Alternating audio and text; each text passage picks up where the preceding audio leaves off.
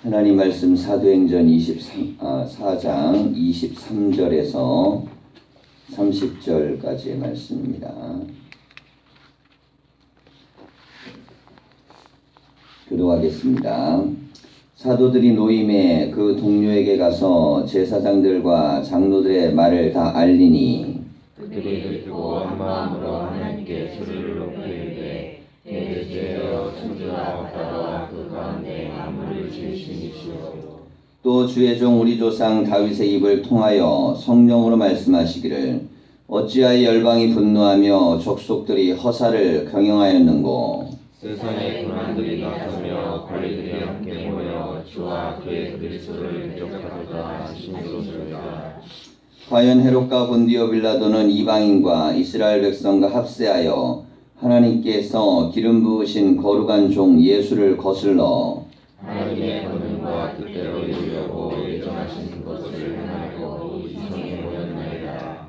주여 이제도 그들의 위협함을 굽어 보시옵고 또 종들로 하여금 담대히 하나님의 말씀을 전하게 하여 주시옵고 손을 내어 놀랍게 하시옵고 표적과 기사가 거룩한 종 예수의 이름으로 이루어지게 하소서 하더라. 함께 읽겠습니다. 일길의 다음에 모인 것이 진동하더니 우리가 다 성령이 충만하여 담대히 하나님 말씀을 전하니라. 아멘. 인사하겠습니다. 말씀 안에 복된 하루가 되십시오.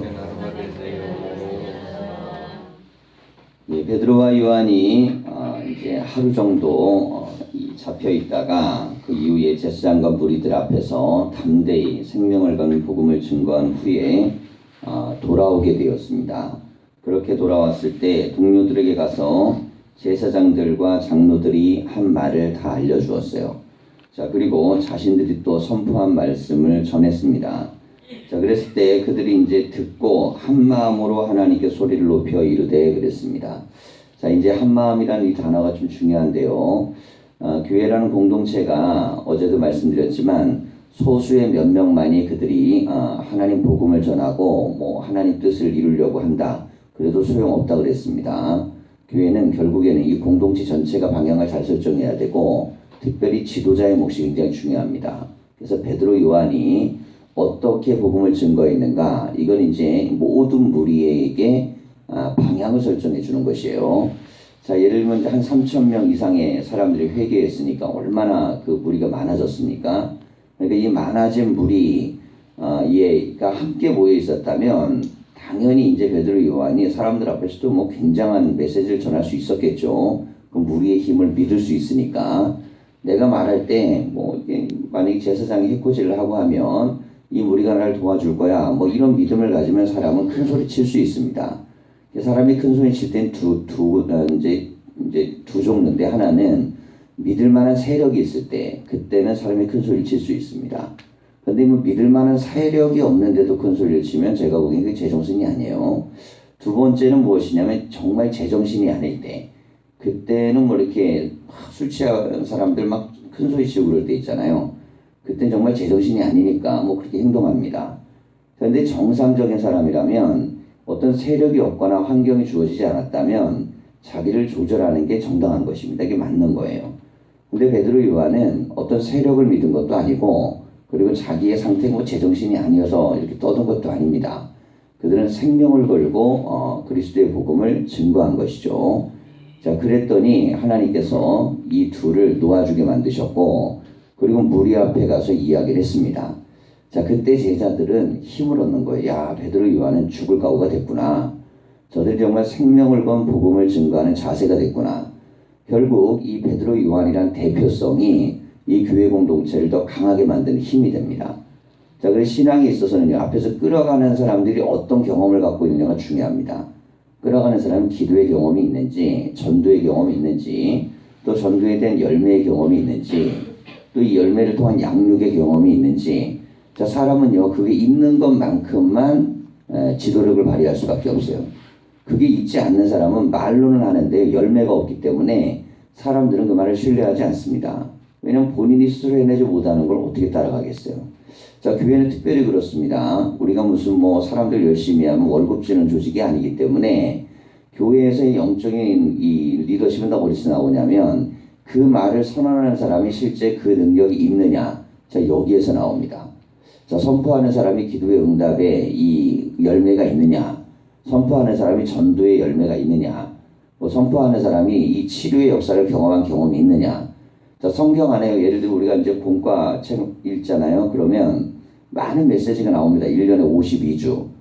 자, 그런데 그 메시지가 힘이 되려면요. 그 메시지에 대한 나의 경험이 분명해야 됩니다.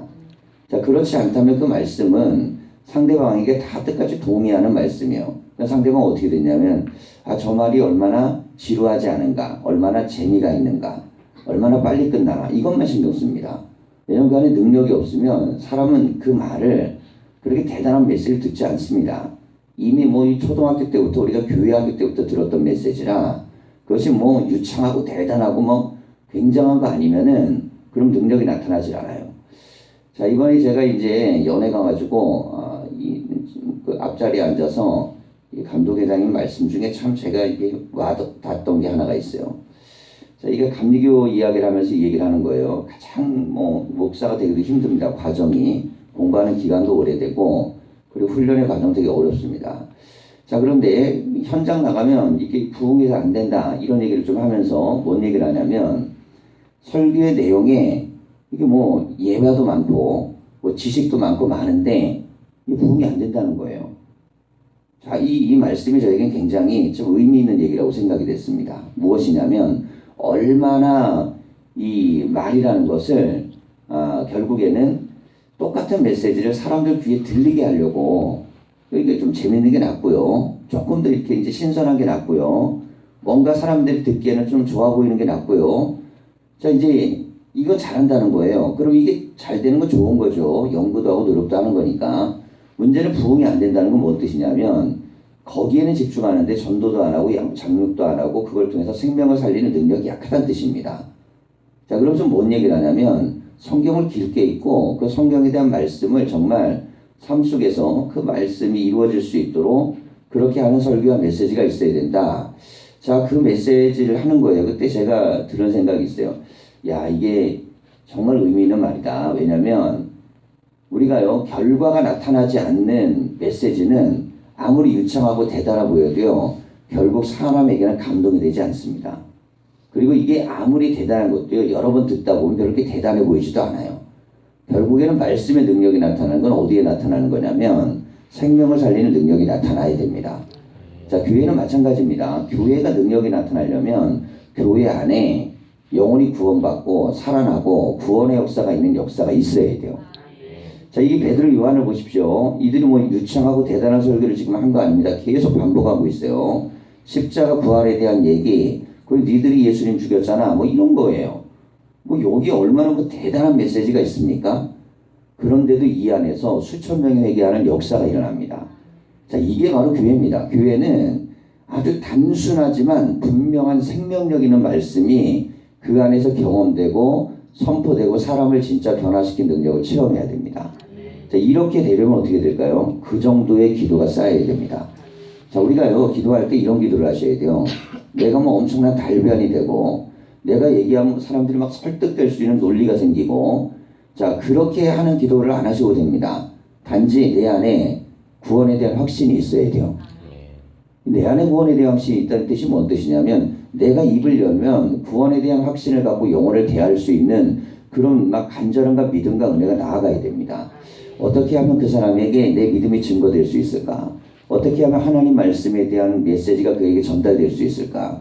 자, 그렇게 되려면 내 안에 살아계신 하나님의 체험이 분명해야 됩니다. 이게 안 되는 사람이 어떻게 남에게 그런 말을 하겠어요? 그래서 내 입에서 나오는 말이 능력이 돼야 됩니다. 내 입에서 나오는 말, 내 안에서 선포되는 메시지를 들어보면 그 사람 믿음이에요. 그 사람 직분하고 아무 상관없습니다. 그 사람이 어느 교단, 어느 교회를 나가는 상관 전혀 없습니다. 단지 그의 믿음 안에, 마음 안에 어떤 믿음이 있느냐가 중요해요.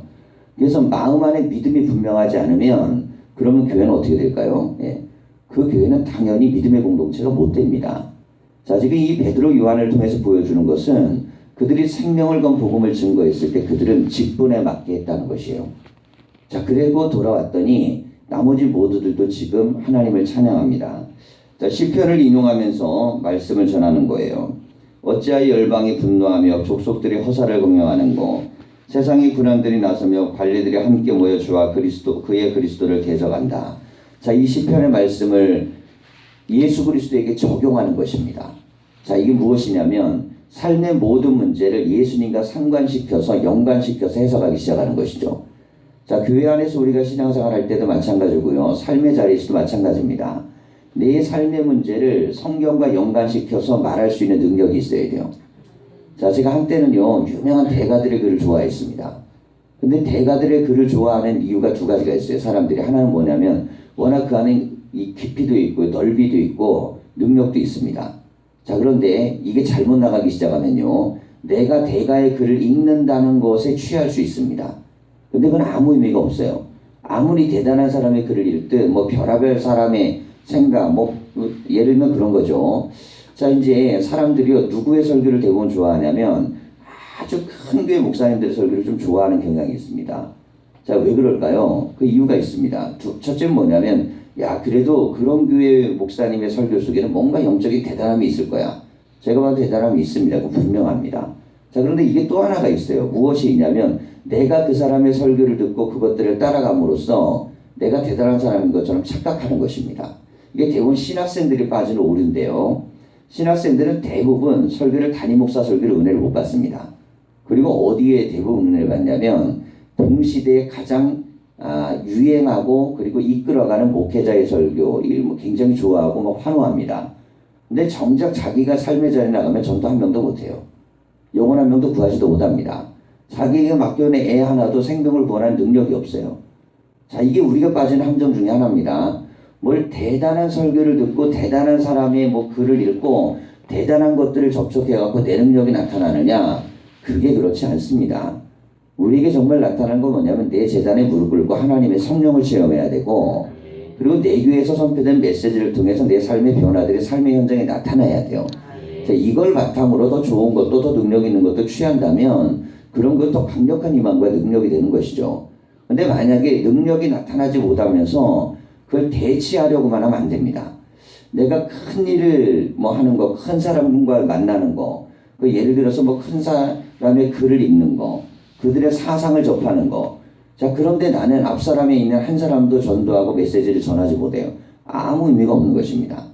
자, 그런데 이게 한국교회가 빠져있는 엄청난 오류입니다. 자, 어느 순간부터 보십시오. 우리가 예전에는요, 말도 안 되는 기도원 가서 은혜를 받았습니다. 예전에 뭐 기도원 같은 데서 기도원 설교자들 설교들 하는 거 보면 신학적으로도 말도 안 되고요. 성경도 사실 풀어보는 건 엉망이고, 그런데도 가갖고 수많은 사람이 은혜 받고 변화되고요. 그 메시지 하나 붙들고 인생이 달라지는 경험들이 나타났어요. 그때 뭐 오늘날처럼 뭐 TV나 인터넷 이런 거 발달 안 됐을 때입니다.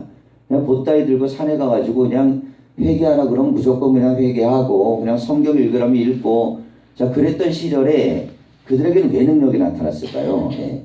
그거는 대리로 신앙을 하지 않았기 때문입니다. 별로 대수롭고 대단하지 않았지만 그 메시지를 들고 내 삶에 그걸 실천하고 그 말씀으로 내 인생을 살았습니다. 근데 오늘날은 그렇지가 않아요. 오늘날은 뭐 어마어마하게 대단하고 위대하고 별의별 걸 다 접하는데도 능력이 나타나지 않습니다.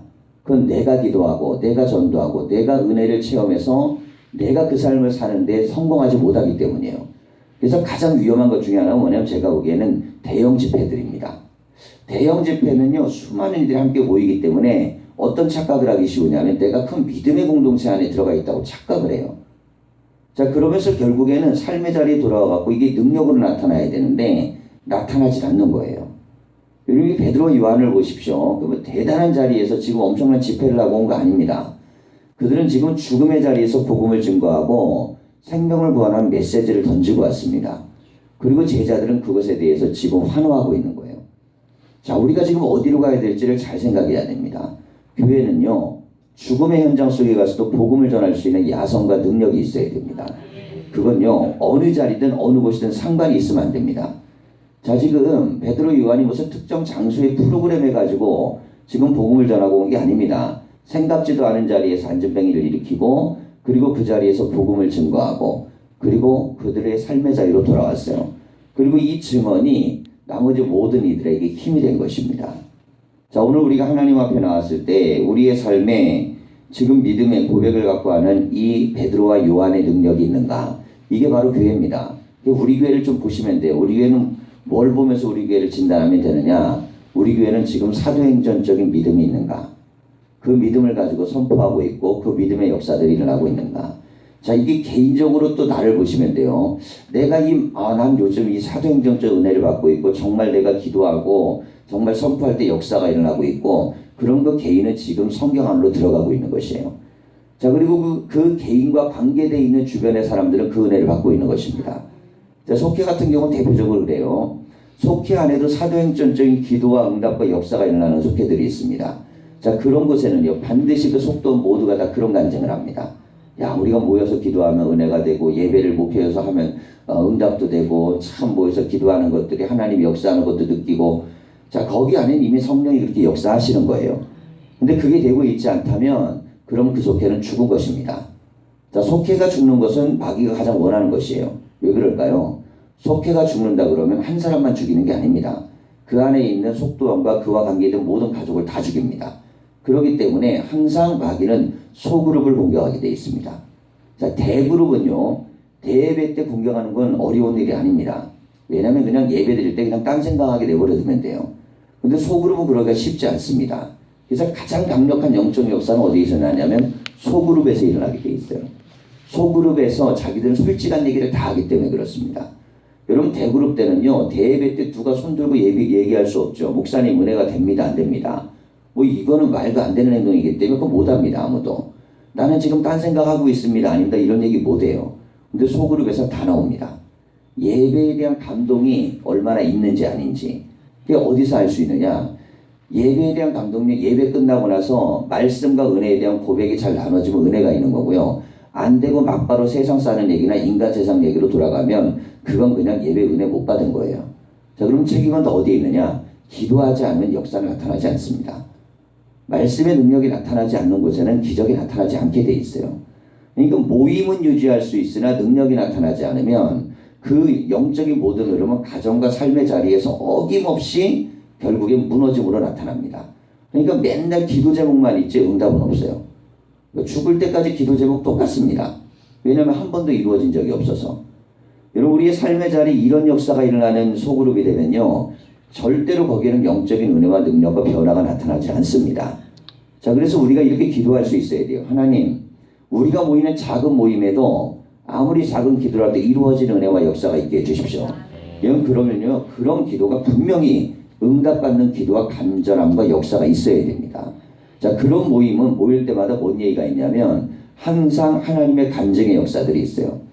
제가 이제 교회 안에서도 들어보면 여러 속회들에서 여러 또 성도들이 또 자기들이 이제 예배를 드리고 모임을 가지면서 그 안에서 받은 은혜들을 막 나눕니다. 자, 이거 고백들이에요. 이게 뭐냐면 우리가 기도하면 응답이 되고 함께 모임의 역사가 이루어지고 정말 하나님이 함께 하심에 대한 경험들이 나타난다는, 이게 뭐 그 사람이 엄청나게 뭐 달변이고 논리적이고 똑똑하고 그래서 그런 게 아닙니다. 왜냐하면 그 속으로 안에 영적인 생명을 거는 것이에요. 자, 능력이 나타나기를 구하는 것입니다. 기도하는 겁니다. 그렇게 되면 그 안에 고백이 나타나게 돼 있습니다. 아무리 작은 모임이라 할지라도 그 모임이 성령의 역사하는 모임이면 그게 12이 120이 되는 거고 120이 3000이 되는 거고 이렇게 올라가는 역사가 나타나는 것입니다. 자, 그래서 우리가 무엇을 봐야 돼? 지금 두 명, 베드로, 요한 단 둘입니다. 근데 이들이 경험한 하나님의 역사가 교회 공동체 전체의 영적인 역사를 또 만들어가는 것입니다. 여러분, 우리의 삶 속에 이런 증거가 일어나야 돼요. 어떤 증거입니까? 성경대로 말씀이 이루어지는 증거가 선포돼야 됩니다. 모일 때마다 그 말이 이루어져야죠. 모일 때마다, 만날 때마다 어떻게 하면 막 이렇게 하나님이 우리를 만지시는가, 역사하시는가. 저는 이제 교인들이 그런 얘기를 할 때마다 막 감동이 돼요. 야, 정말 이분들이 지금 하나님 역사를 경험하고 있고 하나님 능력을 막 체험하고 있구나. 근데 이게 체험된 사람들은 견디지를 못합니다. 막 말하고 싶어가지고. 그리고 말하면은 딴 사람이 얘기하는 시간조차도 아까워요.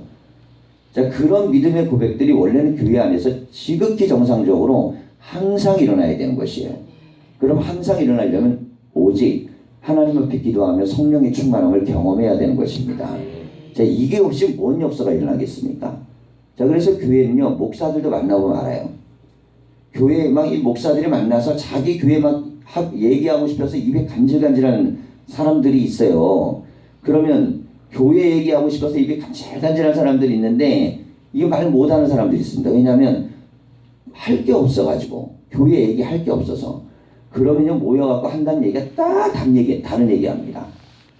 모르게 목사는 교회 얘기해야지 교인 얘기하고 모여갖고 뭘 뭐 대단한 다른 얘기하고 뭐 그런 뭐 얘기 들어보면요 전부 다 그냥 목회하고 별게 신경도 쓸 것도 없고 대단하지도 않은 거 그런 얘기만 무진장합니다.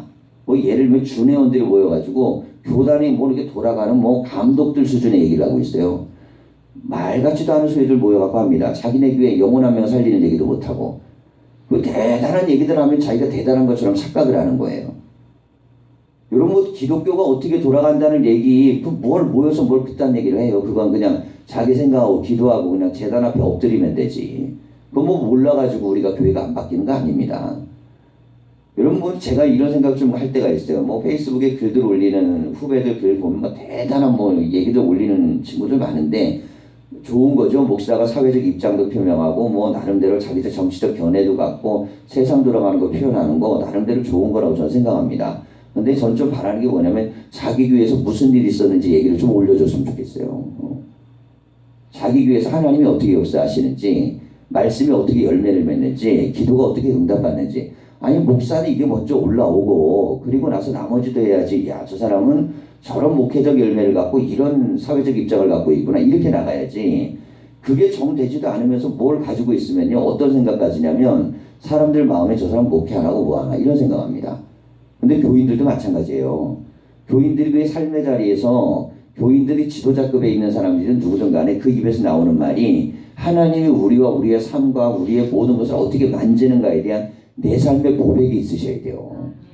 우리가 성경 풀이하는 게 아닙니다. 성경 풀이. 성경에 있는 메시지만 풀이해 주는 게 아니에요. 이 사건 얘기를 해주는 게 아니고 이 사건이 나에게 어떻게 일어나는가를 얘기하라고 모이는 것입니다. 그러니 우리의 삶에 이 증거가 일어나도록 늘 기도하셔야 돼요. 그래갖고 이 말씀이 우리의 생명과 능력이 실제 돼야 됩니다. 그래야지 그게 교회지.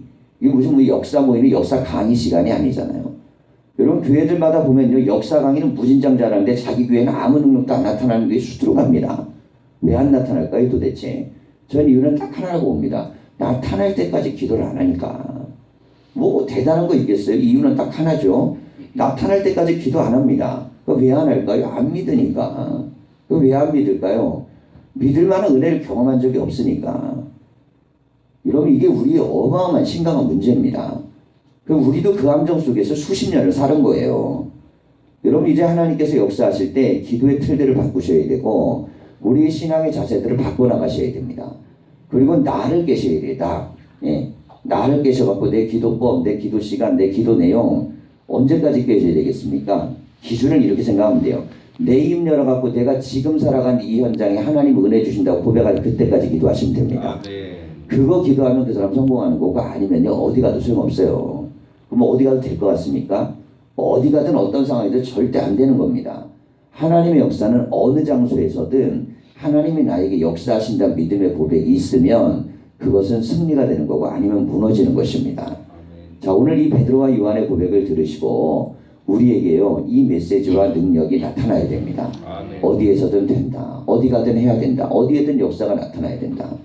제가 개척교회에서 여기까지 목회하면서 목회를 시작하면서 갖는 첫 번째 각오가 있습니다. 저보다 먼저 목회를 나갔던 선배가요 1년 전에 나갔는데 아주 형편없는 교회로 나갔습니다. 정말 형편없어 다 쓰러져가는 초가집 같은 교회를 나갔는데 갔다 와서 이런 얘기를 저에게 들려줬어요. 가가지고 예배당 의자를 닦는데 눈물이 나고 그 의자를 닦으면서 감동이 오더라는 거예요. 정말 형편없는 산골짜기로 들어가가지고 교인도 없는 곳에 개척하고 들어가는 선배였습니다. 근데 그 말을 제가 듣고요 그때 목회를 깨달았어요. 아 그렇구나. 내가 있는 삶의 자리에 의자를 닦으면서 눈물이 날 수 있고 빈 공간에 아무도 앉아있지 않은 것을 보면서 하나님을 느낄 수 있는 것 이게 시작이다. 거기 가서요 교회를 그 산골짜기에 교회를 짓고 예배당을 짓고 거기에서 교인들을 모으고 부흥시키고 수십 명을 만들어냈습니다. 제가 그걸 보면서 느꼈어요. 하나님을 믿는 사람은 저렇게 믿는 거야. 아멘. 여러분 믿음이라는 건요 그렇게 믿는 것입니다. 그렇게. 그리고 그런 생각을 했어요. 그래 어디를 가든 거기에서 하나님이 나를 쓰셔야 다음에 어디를 가든 하나님이 또 쓰시는 거야. 아멘. 여러분 그런 마음을 갖고 여기까지 왔습니다. 그래서 저는 항상 교인들에게 먼저 선포합니다. 하나님은 반드시 복음을 이루십니다. 아멘. 왜냐면 그게 안 되면 하나님이 아니죠. 또 그거 안 믿으면 목사가 아닌 거예요. 그리고 또 안 믿으면 교인도 아닌 거예요. 그리고 우리는 얼마나 교회에 가짜들이 많은지 모릅니다. 가짜의 틀을 쓴 가짜들이 모여갖고 가짜 믿음을 가지고 그 믿음 갖고 열심히 그냥 살아요. 그걸 갖고 교회라고 부릅니다. 그러면 안 되죠. 교회는 진짜 믿음을 갖고 진짜의 신앙을 가지고 가야 됩니다. 그 능력이 나타나야 돼요. 그게 얼마나 크냐 아니냐는 성령이 부어주신 정도의 차이지만 믿음의 고백만은 간절해야 됩니다. 오늘 우리가 하나님 앞에 나왔어요. 삶의 문제를 갖고 얼마나 진지하게 기도하고 얼마나 그 문제부터 간절하게 작정하여 기도하고 제가 그런 얘기 많이 들었어요. 교인들에게 기도 많이 하고 있습니다. 근데 제가 보기엔 기도 많이 한다는 게 제가 보기엔 기도 많이 하는 건 그냥 속으로 기도하는 것 같아. 제단 앞에 기도하고요. 하나님 앞에 눈물을 흘려 기도하는 거예요. 엎드려 기도하는 거고 예배당 와서 기도하는 것입니다. 예배당 밖에서 기도하는 것들은 그건 그냥 제가 생각하기에는 그냥 자기 마음속으로 늘 생각하는 것입니다. 그건 기도가 아니에요. 자, 기도는 어떻게 하는 것이냐면 기도는 내가 주의 재단에 올 수 있을 때는 와서 하는 것입니다. 못 올 때는 어쩔 수 없죠. 그때는 하나님이 멀리 있어 들으시지만 내가 와서 하나님 앞에 기도할 수 있으면 재단에 엎드리는 것이에요. 그렇게 엎드려 기도할 때 주님은 재단을 통해 축복을 주시는 것입니다. 오늘 우리가 하나님 앞에 재단 앞에 왔는데 이 새벽에도 기도할 때 이 베드로와 요한의 선언처럼 우리도 재단에서 응답하신 하나님 체험의 역사가 일어날 수 있기를 간절히 축원합니다. 아멘. 기도하겠습니다.